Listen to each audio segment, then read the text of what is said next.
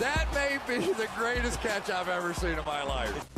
Okay, we're going to go through and we are going to be talking about some buy low wide receivers here. And a few of these players have been on a buy low list before, and not going to lie. Nonetheless, I think that this is the week that you can go trade for some stud wide receivers. I'm not going to have many guys that are cheap here. Usually, we have a nice balance of elite level players and then those cheaper borderline flex plays. No, we're talking wide receiver ones. We're talking high-end wide receiver twos because they're finally a window to just kind of sneak your way through the crack and go buy some of these players. But of course, before we get into it, we have to give away some Fantasy Flock Network hats for free. Our first winner is going to be coming out from CDJ. Our next one is going to be Brian. Of course, thank you so much for being a part of the flock and supporting the channel. Super happy to get you that Fantasy Flock Network hat out. Just send me that email with your physical address ASAP so I can get you that hat. And of course, if you want to go get a Fantasy Flock Network hat, you can just support the show on Patreon. If you join the flock on Patreon, you have access to our rest of season rankings, which should be updated today over there on Patreon. You also have access to our updated Dynasty rankings. You'll get in a Dynasty League with us. You'll get an in-depth podcast breaking down your own fantasy football roster. So definitely consider joining the flock on Patreon. Also, you can support the show. And another way you can support the show is by going through and checking out Underdog Fantasy. On Underdog Fantasy, of course, the sponsor of the channel. They have very cool weekly drafts that you can get into where you can go through and you can draft a team just for week 11 against 12 other people. Yes, real money leagues. They also have really cool player props. We don't need to show you what a draft looks like. You know what a fantasy draft looks like. But Thomas, can you go through, pop up some of the player props in this video? And yeah, go through, use promo code FLOCK. When you sign up for Underdog Fantasy with promo code FLOCK, they match your deposit dollar for dollar up to $100. So please make sure you take advantage of that. And yeah, that should be it. Let's go through. Let's talk about some of these buy low wide receivers. Let's lead it off with someone that has been on our buy low list. I don't know how many weeks now. Let's go talk about A.J. Brown here. And with A.J. Brown, oh my gosh. I was all in. I thought that this was a wide receiver that the down weeks were behind us. I thought that it was just glory from here on out. And then he goes up against the New Orleans Saints this week and plays against Marshawn Lattimore. And with A.J. Brown, this is back-to-back matchups. Jalen Ramsey, Marshawn Lattimore, and all I have to say, RIP those defensive matchups. Going forward, let's listen to what we got here. We got the Houston Texans, week 11. We have the Jacksonville Jaguars, week 14. And then, surprisingly, both the Steelers and the 49ers have been pretty bad against the pass so far this season. A.J. Brown should be in a good spot for the fantasy football playoffs with a couple of those late season matchups.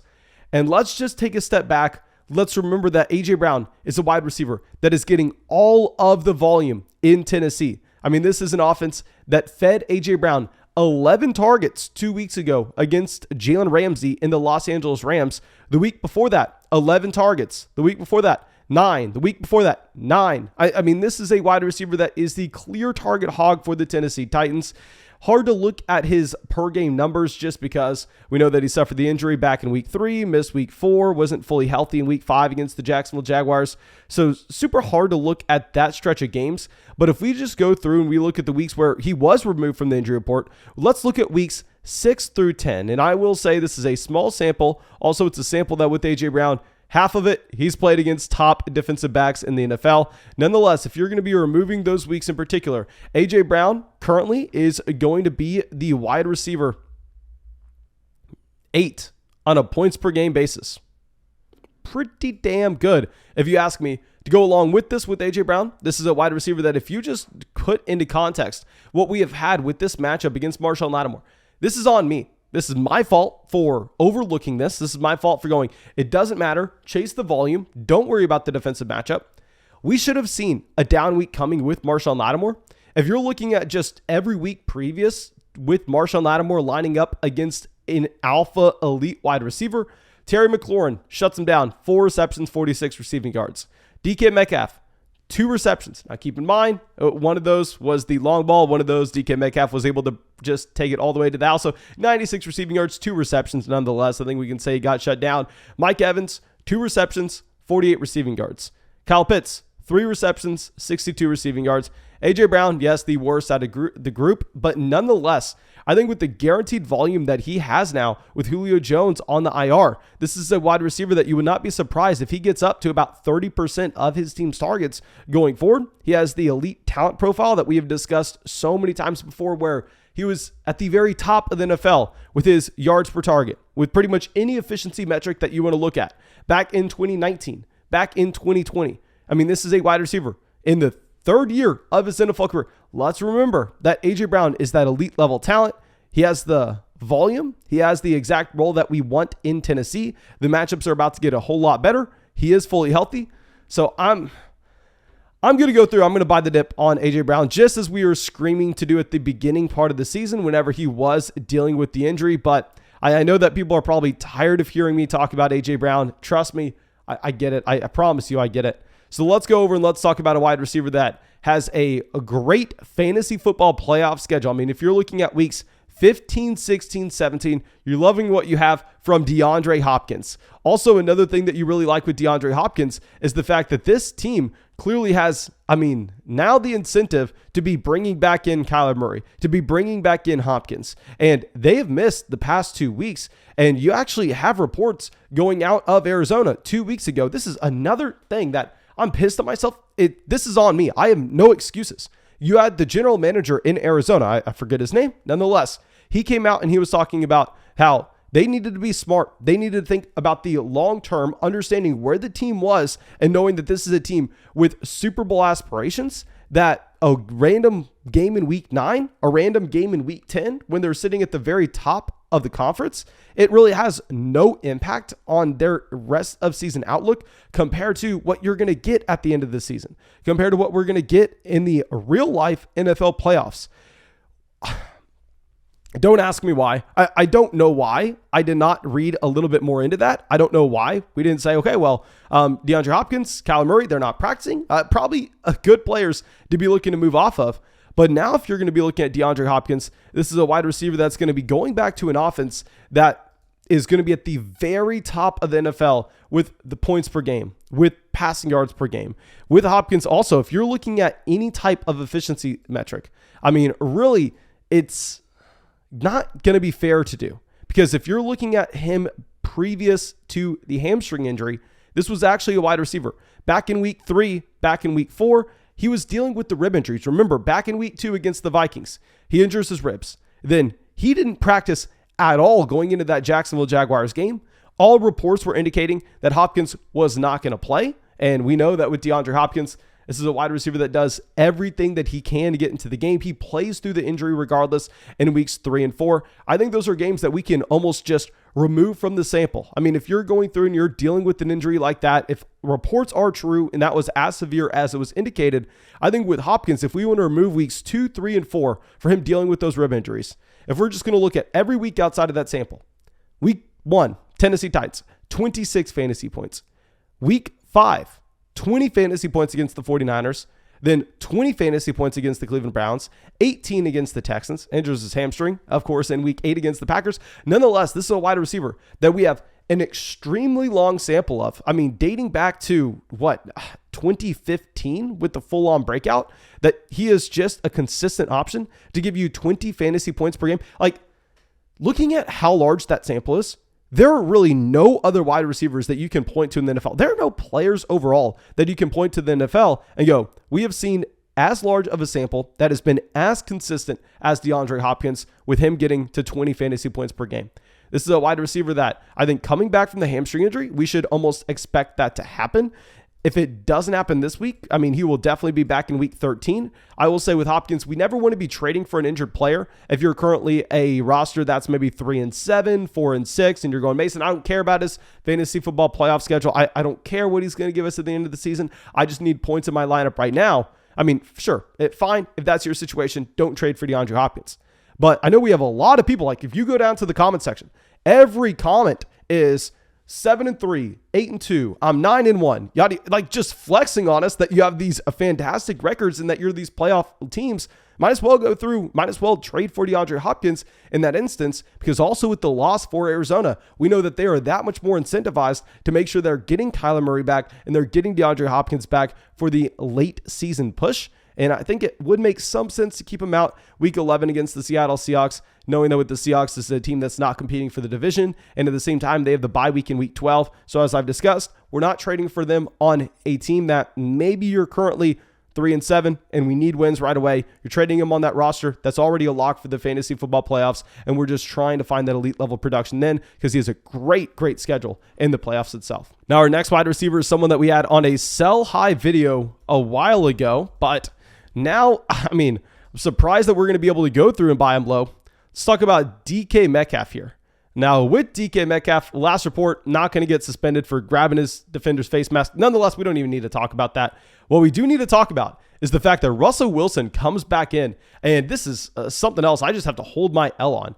I came out and I told everybody, hey, Russell Wilson back in, we're not expecting anything different. Just expect the regular Seattle Seahawks. We had so many people saying, oh, Mason, am I going to play Russell Wilson this week, his first week back, or are we going to go with Kirk Cousins? I saw no risk whatsoever. I was like, oh, no, if Wilson's playing, Wilson's the guy. He's not even on the injury report. Go with Russell. Oh, my God.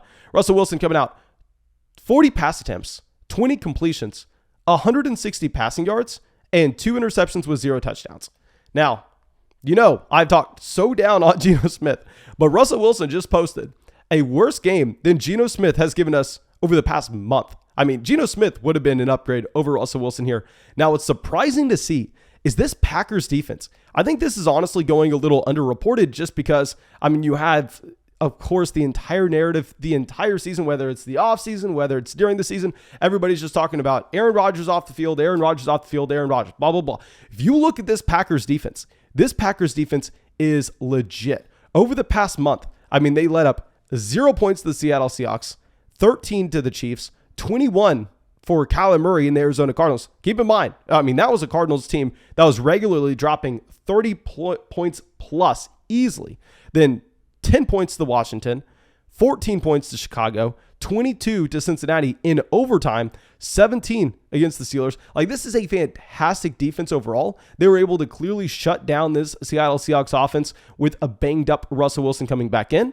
I think going forward, we should have no hesitation to assume that this Seattle Seahawks offense is just going to go back to what it was before the Russell Wilson injury. They're going to have some decent matchups upcoming. They get the Washington football team. We know, yes, Washington, makes it hard on Tampa this past week, but outside of that, Washington has had a very bad pass defense, and I doubt it gets any better with Chase Young no longer being here. They also are going to be going up against the Texans. They have the 49ers. The 49ers have been a surprisingly bad pass defense this year. They also have the Lions one week. I think we need to be going through, betting on the bounce back with this entire offense with DK Metcalf. This is a wide receiver that if we're removing this past week with a banged up Russell Wilson, keep in mind, a lot of this production came in with Geno Smith. And I was the person saying with Geno Smith, you were going to see a massive step back from Metcalf. He's the wide receiver 10 on a points per game basis so far this year if you remove this past week. Oh my gosh. Now that we're getting Russell Wilson coming back in, he will raise the efficiency of this offense. Just give him another week, give him a better matchup. I think DK Metcalf's definitely going to be a buy low. Now, our next wide receiver, this is another player. I have to sit here. I have to take my L. And I'll say we're kind of taking our L. We're kind of wiggling our way out of it. Hollywood Brown. Now, y'all know with Hollywood Brown, he has been a sell high wide receiver, a sell high wide receiver, a sell high wide receiver for us for a month now. And the reason for that is we had a couple reasons.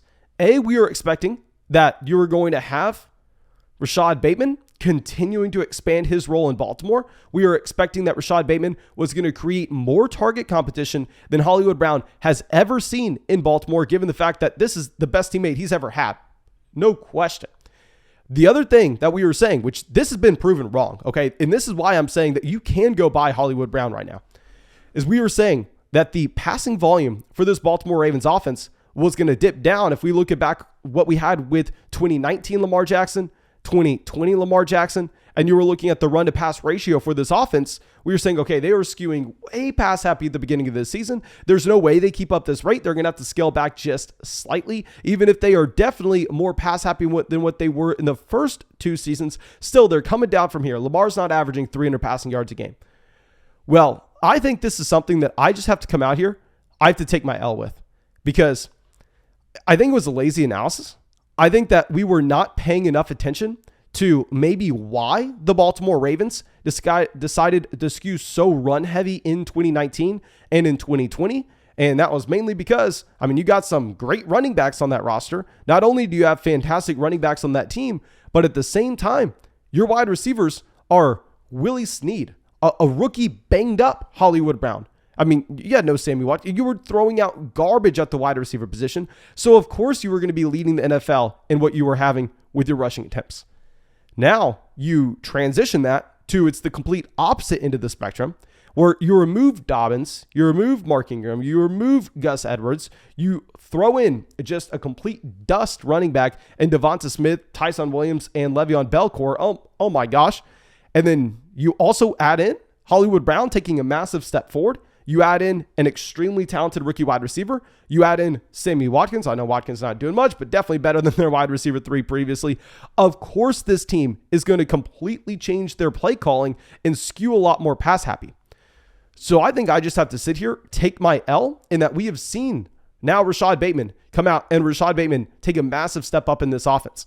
Yet at the same time, Hollywood Brown, in that same context, was able to come out and command 13 targets this past week, 12 targets the week before that. The week before that, 14 targets. This is a wide receiver that is averaging 13 targets over the past 3 contests. I know a lot of people are now on the train. Rashad Bateman, wide receiver 1 in Baltimore. Like on that Thursday night live stream, everybody was coming out and saying in the stream, "Oh, Mason, you were right on Hollywood Brown." No, I wasn't. I was just straight up wrong. And I think now that we are looking at the fact that we are wrong, and now he has a down week, this is the time that we can go through. We can fix that. We can buy low based on the down week because the volume's there. Clearly, this offense is looking to throw the ball. I will say they have some tough matchups coming up against the Cleveland Browns. They have some decent ones. Here against, actually, no, it's really just tough matchups going forward for Hollywood. But nonetheless, I think that with the passing volume being there, you can go through and you can trade for Hollywood Brown. Now, our next wide receiver is someone that we hated coming into fantasy drafts. Y'all know we talked about this wide receiver literally every single video this year. Let's talk about Terry McLaurin here. With McLaurin, yet again, another down week against the Tampa Bay Buccaneers. He comes out 8 targets, 6 receptions, 59 receiving yards. And I know a lot of people, we have a lot of owners of Terry McLaurin in the premieres, in the live streams, coming out and saying, "Mason, I don't know what's going on with McLaurin. Why can't he find the end zone?" And I understand the frustrations. If you're looking at the past 5 games or so for Terry McLaurin, he has scored 8 points, 6, 25, 6, and 11. Terry McLaurin, it's a completely different story the first month of the season and the second half of the year. And it's the exact same situation of what you're seeing with DJ Moore. Actually, let's compare these 2 wide receivers. Thomas, can we throw Terry McLaurin and DJ Moore both up on the screen real quick? If we're looking at the first month of the season, Terry McLaurin, the wide receiver 7 on a points per game basis, DJ Moore, the wide receiver 4. So they are both mid to high end wide receiver 1s in their respective offenses. Now we're going to go through and we're going to look at weeks 5 through 10 to get a good feel of the downfall of both wide receivers here. And you've actually seen DJ Moore fall down to the wide receiver. Oh my gosh, this is ugly. 54. You've seen Terry McLaurin also have a significant fall to the wide receiver 42. Now, the difference between these 2 options and why I'm willing to go through and willing to bet on the bounce back from Terry McLaurin is the volume has not gone anywhere. With DJ Moore, on the other hand, this is a wide receiver that through the first month of the season, averaging 10 targets a game, and we know that the efficiency is going to be a little bit higher than what we actually have now with a completely different quarterback situation where now Sam Darnold is obviously not there anymore. And even before he left, you would make the argument that you didn't want Sam Darnold there. But nonetheless, with Terry McLaurin, the situation's the exact same as it was at the beginning part of the season.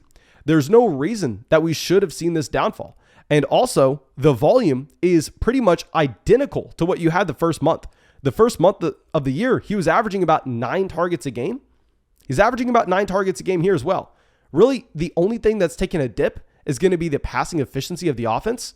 And I think maybe if you get Logan Thomas added back in, that's able to help Terry McLaurin just slightly. He has some really good matchups upcoming. He has the Panthers this week, and I forgot to say this. We have to wait 1 week with Terry McLaurin. If your trade deadline is not this week and you can actually make deals next, wait a week because it's going to be another ugly contest with McLaurin in week 11 going up against one of, if not the toughest pass defenses in the NFL against the Carolina Panthers. So yeah, wait this one out. But after that, you get the Seahawks, really bad pass defense so far this season. And you get some marginal matchups. We really don't need to be diving into it. Nonetheless, if McLaurin's going to continue to average 9 targets a game, you should expect that the efficiency is going to have to take a step up, especially with his touchdown rate, as he has had 84 targets so far this season with only 4 receiving touchdowns. Based on what we have seen historically from Terry McLaurin, I think there's no reason for us to expect that it stays that far down. So yeah, McLaurin definitely an intriguing buy low candidate for me. And now our last wide receiver, someone else that we had on a sell high video way back in the day when he was coming away with 200 receiving yards in a single game. And nonetheless, JaMarr Chase. I hate this. Like, obviously, if you're playing in a league where people know what they're doing, nobody has lowered their value with JaMarr Chase. Like JaMarr Chase, whenever he had that breakout, whenever he's dropping 34 fantasy points in a single week, I mean, I was coming out saying, oh yeah, if we can sell for Devontae Adams, you sell JaMarr Chase. You go pivot off for that elite wide receiver. And if you check out Patreon, you look at our rest of season wide receiver rankings, I had JaMarr Chase more so as a mid wide receiver 1. We had him as the wide receiver 7. I think that we still put Stephon Diggs over him and put him in that tier. But he hasn't moved down at all for me. He has had 2 bad weeks in week 8 and week 9. Obviously, he was on the bye this one, but I mean, doesn't really matter. Yes, he came away with 32 receiving yards in week 8 against the Jets, 49 receiving yards against the Cleveland Browns. Come on. He had 13 targets and 9 targets. This is a wide receiver that's had over 10 targets a game. So if you're able to trade for A.J. Brown, if like you can give Keenan Allen right now for A.J. Brown, which is crazy to think about. I mean, I would go trade like Keenan Allen and Jerry Jeudy and go, I'm sorry, not A.J. Brown, for JaMarr Chase. That'd be fantastic. Clearly Chase, still that mid wide receiver 1. Just putting this at the end because we've had some questions in the live streams. No, please, please, please do not be selling JaMarr Chase for a high-end wide receiver 2. JaMarr Chase still the mid wide receiver 1 that he was 2 or 3 weeks ago. This is just how variance works in fantasy football. 1 week, you're going to get 200 receiving yards off that set of volume. And then the next week with the same amount of targets, you're going to be going down to 30. And you just kind of have to keep in mind that we can't be too high when we're on the peaks and we can't be too low when we're in the valleys. And yeah, of course, thank you so much for supporting the channel. Really hope that y'all enjoyed this video. Make sure you go down there, drop a like, leave a comment, letting me know how stupid I am. Subscribe to the channel. We just passed 61,000 subscribers. So of course, everybody, thank you so much for that. Also, go sign up for Underdog Fantasy. I mean, there you can check out some fantasy football drafts. You can go and check out some player props. They have a ton. When you use promo code FLOCK and make your first deposit, they match you dollar for dollar up to a $100 deposit there. So yeah, thank you so much, and I hope you have a great day.